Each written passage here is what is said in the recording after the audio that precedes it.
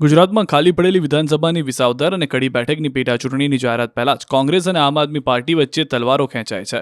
હવે આ બંને બેઠક પર ત્રિપાંખીયો જંગ જામશે, કેમ કે કોંગ્રેસ અને આમ આદમી પાર્ટી વચ્ચે છૂટાછેડા થઈ ગયા છે. ગઠબંધનમાં તિરાડ પડી ગઈ છે. કેન્દ્રમાં ભલે સાથે હોય, પરંતુ ગુજરાતમાં કોંગ્રેસે એકલા હાથે લડવાનો નિર્ણય કર્યો છે. આ અંગેની જાહેરાત ખુદ કોંગ્રેસના પ્રદેશ અધ્યક્ષ શક્તિસિંહ ગોહિલે કરી છે. તેમણે કમિટીમાં નિર્ણય લેવાયો હોવાની વાત કરી. શક્તિસિંહે પેટા ચૂંટણી અંગે કહ્યું કે કોંગ્રેસની પોલિટિકલ અફેર્સ કમિટીમાં નિર્ણય લેવાયો છે. વિસાવદર કડીમાં કોંગ્રેસ પોતાના ઉમેદવાર ઉતારશે. બંને બેઠક પર કોંગ્રેસ એકલા હાથે લડશે. 2024માં અમે ગઠબંધન ધર્મ જાળવ્યો.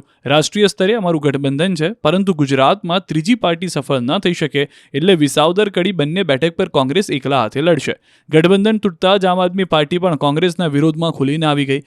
આમ આદમી પાર્ટી પ્રદેશ પ્રમુખે કોંગ્રેસ પર વ્યક્ત કરી ગંભીર આશંકા.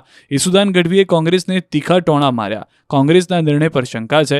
ભાજપના ઈશારે નિર્ણય કર્યો હોવાનો સૂચક ઈશારો કર્યો. તો કહ્યું કે નારાજગી હોય તો બેઠકમાં સમાધાન થાય. નારાજગીનો મતલબ ભાજપને જીતાડવામાં લાગી જવાનું ન હોય. કોણ કોની ટીમ છે એ બધા જાણે છે. વાવની પેટા ચૂંટણી પણ હારી ગયા એ કોંગ્રેસ ન ભૂલે. મહત્વનું છે કે 1 મહિના પહેલા જ વિસાવદરથી આપે ગોપાલ ઇટાલિયાને ઉતારવાની જાહેરાત કરી દીધી છે.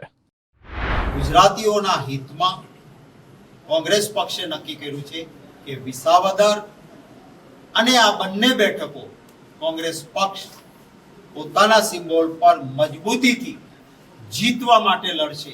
આ કોનો નિર્ણય છે મને ખબર નથી.